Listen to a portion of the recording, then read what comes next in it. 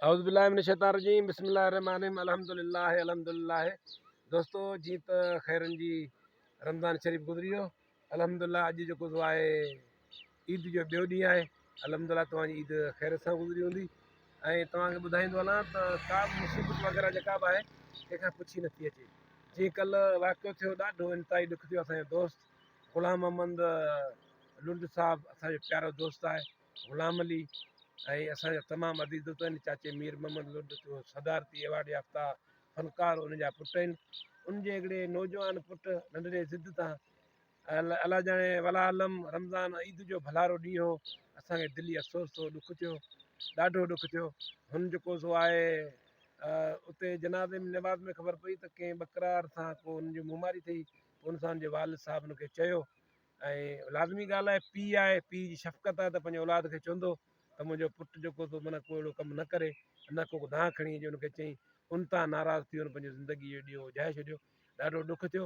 हाणे हुन माउ पीउ खे बि ॾाढो तकलीफ़ हूंदी, लाज़मी हूंदी त हुन पीउ जे बि दिलि में सोच इहा हूंदी त मूं पंहिंजे पुट खे चयो। बिल्कुलु ईअं कोन्हे, रब्बुल आलमीन अलाह साईं हुनजी बख़्शिश करे। असांखे ॾाढो ॾुख थियो आहे, ॾाढो ॾुख थियो आहे। असांजे प्यारो दोस्त आहिनि, अलाह साईं हुनखे माफ़ी ॾे। ऐं दोस्तो अहिड़ा ॾींहं जेको सो अची वेंदा आहिनि।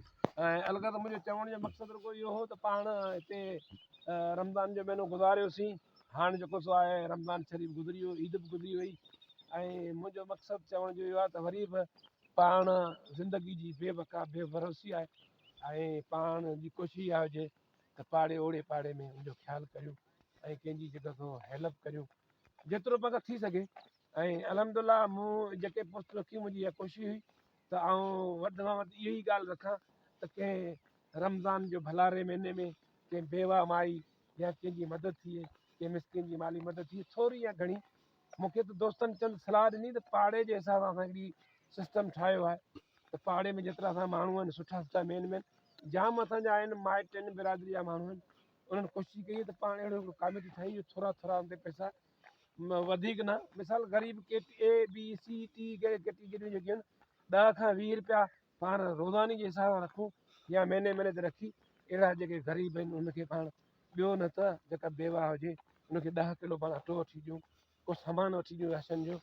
जंहिंजो बेवा आहे, जंहिंजो मुड़ुसु कोन्हे, त जे पाड़े वारा गॾिजी थोरी घणी पाण फोड़ी करे हुनखे महीने जो सामान वठी ॾींदासीं त उनखे मुड़ुस जी कमी महसूसु कोन थींदी। पूरी त जेको अथव वालेकुम असलाम, पूरी त मुंहिंजो रब करण वारो आहे। रब कंदो, रब बि हुनजी मदद कंदो। पाण इंसान छा था करे सघूं, पर पाण थोरी कंहिंजी हेल्प कंदासीं त पंहिंजी आख़िरत बि ठाहींदासीं ऐं हुनजी बि ज़िंदगी सुठी गुज़रंदी। वॾी महिरबानी, अलाह तव्हांखे ख़ुशि रखे। Thank U.